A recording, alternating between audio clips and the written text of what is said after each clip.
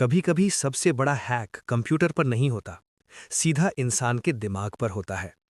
रोहित एक नॉर्मल सा office employ था। सुबह 9 बजे ऑफिस पहुंचना, लैपटॉप खोलना, ईमेल्स चेक करना, बस वही रूटीन। उसको लगता था हैकिंग कोई मूवी वाली चीज होती है। डार्क रूम, हुडी पहने हैकर्स, फास्ट टाइपिंग। उसकी लाइफ बिल्कुल सिंपल चल रही थी।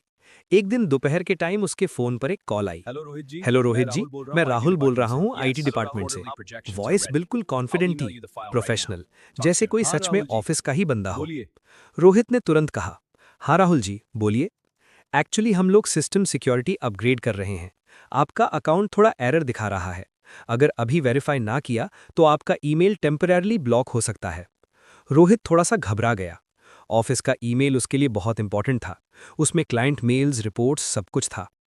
अच्छा, क्या करना होगा? रोहित ने पूछा। दूसरी साइड से आवाज आई, बस एक क्विक वेरिफिकेशन है।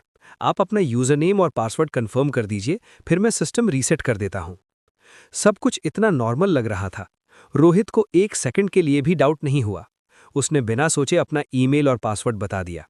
कॉल खत्म हो गई। रोहित ने सोचा प्रॉब्लम सॉल्व हो गई, लेकिन असली प्रॉब्लम तो अब स्टार्ट होने वाली थी।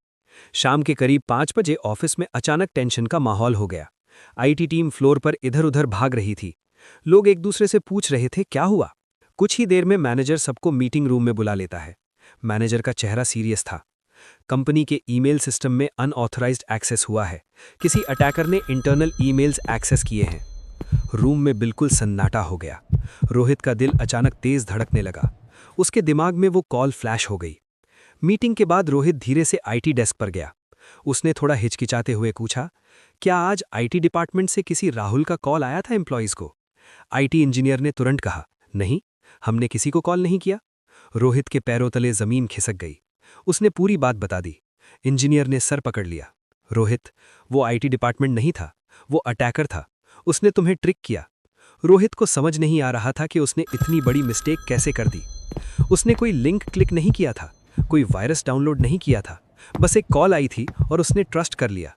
और वही ट्रस्ट अटैकर का सबसे बड़ा वेपन बन गया। अगले कुछ दिन रोहित के लिए बहुत हैवी थे। इन्वेस्टिगेशन हुई, पासवर्ड्स रीसेट हुए, सिक्योरिटी ट्रेनिंग हुई। कंपनी का डेटा रिकवर हो गया, लेकिन रोहित के दिमाग में एक बात परमानेंटली बैठ गई।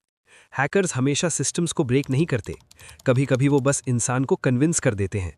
और जब इंसान खुद इन्फॉर्मेशन दे देता है तो हैकिंग और भी ईजी हो जाती है। आज रोहित जब भी किसी अननोन कॉल या ईमेल को देखता है, वो एक सेकंड रुककर सोचता है, क्योंकि उसको एक चीज समझ आ चुकी है। साइबर सिक्योरिटी का सबसे वीक पासवर्ड या सॉफ्टवेयर नहीं होता। कभी कभी सबसे वीक पॉइंट हम खुद होते हैं। और जब तक हम सोच समझकर ट्रस्ट करना नहीं सीखते, तब तक कोई भी हैकर बिना सिस्टम टच किए हमारी जिंदगी में घुस सकता है।